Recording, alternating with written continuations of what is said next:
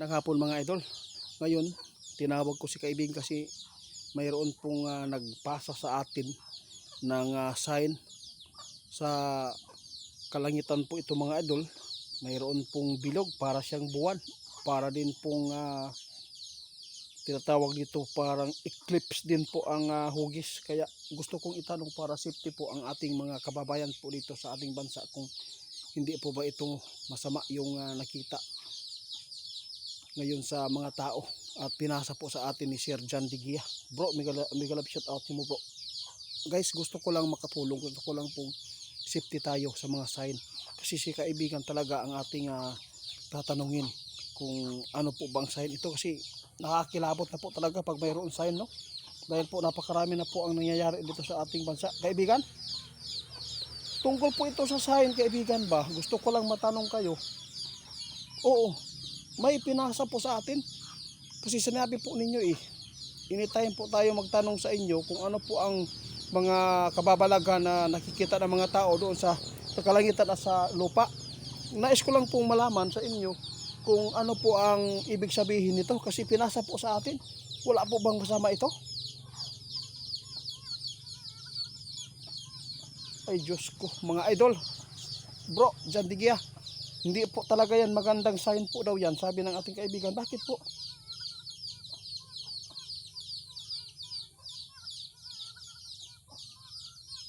Mga idol, ito po ang nakakatakot po ngayon na sinabi ng ating kaibigan.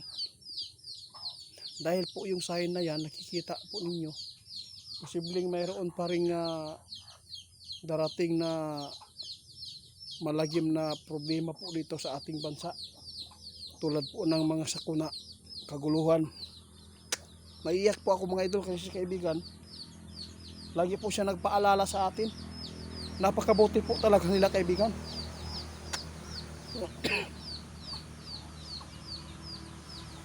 Oo nga. Oo, kaya nagpunta ako agad dito sa area mo kung saan tayo pwedeng mag-usap.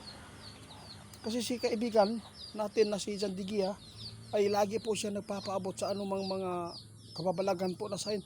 Mga idol, mag-ingat po tayo ngayon, no?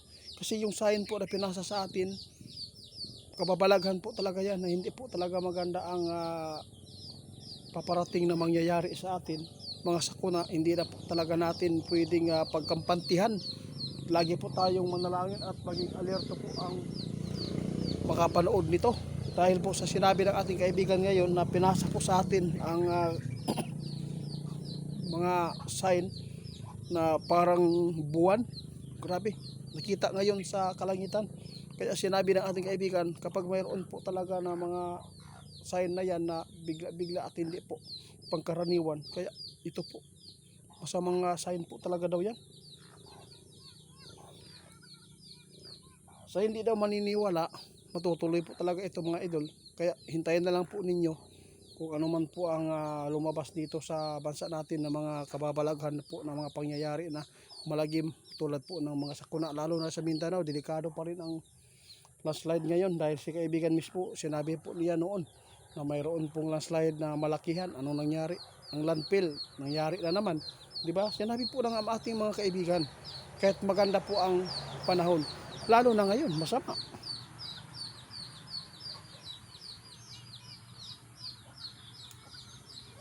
O sige kaibigan, guys, ito po ang tandaan ninyo. Wala pong problema kung araw-araw kayo magpaabot sa atin kung ano man po ang nakikita po ninyo sa himpapawid sa kalangitan. Kung mayroon mang mga kababalaghan po na nakikita ninyo, kailangan po wag po kayo mag-atubili na magpaabot sa atin.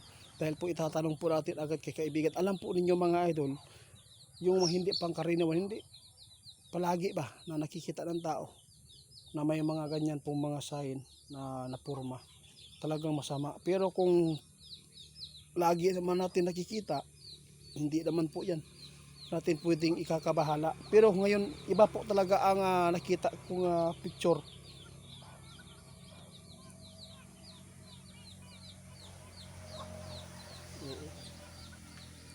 Lalo na ngayon, sinabi ng ating kaibigan na dapat talaga mag-ingat po ang mga tao dahil sinabi ng ating kaibigan na marami talagang mamamatay sa taong ito. Tandaan po ninyo mga idol, ayaw po natin na mangyari ang mga ipinapaabot ng ating kaibigan, lalo na mayroon pong sumabay ng mga sign. Kaya sa lahat ng makapanood, nasa inyo na lang po ang paniniwala. Kayo na lang bahala maghusga. Basta kami, nakapaabot kami, mag-ingat po tayo kaibigan. Salamat.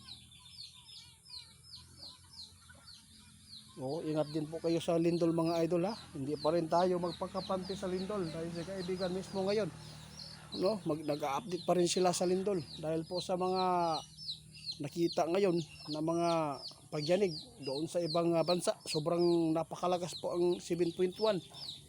Kung dito yan tumama, sigurado marami tayong ma-experience na panic.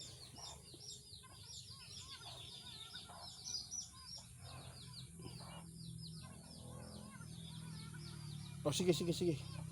Guys, hanggang dito na lang muna sa kaibigan. Salamat kaibigan ha. Oo, na mahal.